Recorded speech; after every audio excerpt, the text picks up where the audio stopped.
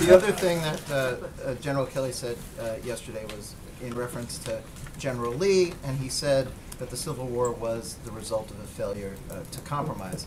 Was he suggesting that there be a compromise on the abolition of slavery? Can you expand on exactly what he was talking about? Look, all of our leaders have flaws. Washington, Jefferson, JFK, Roosevelt, Kennedy. That doesn't diminish their contributions to our country, and it certainly can't erase them from our history. And General Kelly was simply making the point that just because history isn't perfect doesn't mean that it's not our history. Let me follow up. You are a proud daughter of the South. When you see Nathan, like a statue as they had in Memphis, of somebody like Nathan Bedford Forrest, who was responsible for the Fort Pillow Massacre, and other folks like that, is there a differentiation? Do you think there are certain Confederate figures who don't deserve to be honored, like Nathan Bedford Forrest? Look, I don't think that we should sit here and debate every moment of history.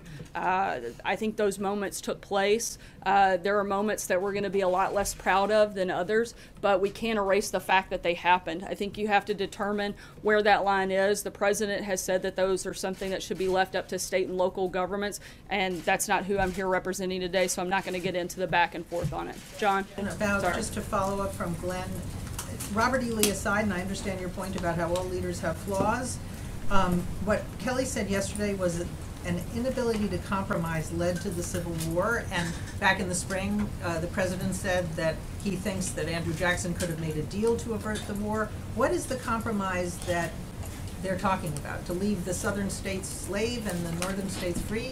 What was the compromise that could have been made?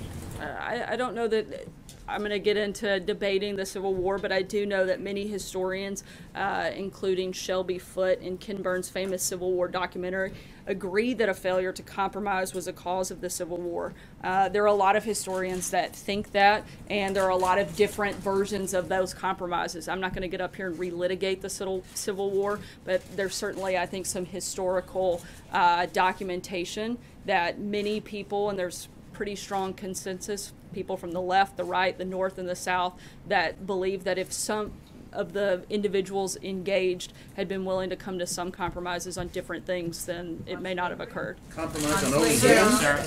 Hallie? I'd like to follow up on something you said earlier, but I also want to follow up on the conversation that's been happening about this slavery compromise. I'm not asking you to relitigate the Civil War. We don't need a history lesson on the compromises that have happened, but does the White House at least acknowledge that the Chief of Staff's comments are deeply offensive to some folks and historically inaccurate?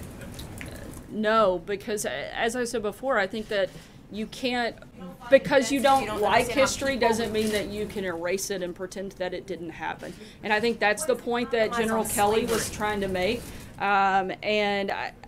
To try to create something and push a narrative that simply doesn't exist is just frankly outrageous and absurd. I think the fact that we keep trying to drive, the media continues to want to make this and push that this is some sort of a racially charged and divided White House. Frankly, the only people I see stoking political racism right now are the people in the groups that are running ads like the one you saw take place in Virginia earlier this week. That's the type of thing that I think really is a problem, and I think it is absurd and disgraceful to keep trying to make comments and take them out of context and mean something they simply don't. Maybe just a very quick follow on the discussion about compromise. If I'm understanding you correctly, what you're really saying is he's not suggesting a compromise on slavery. He's talking about other compromises that may have been germane to that period of history. Look, I think that was part of the conversation that a lot of people have had.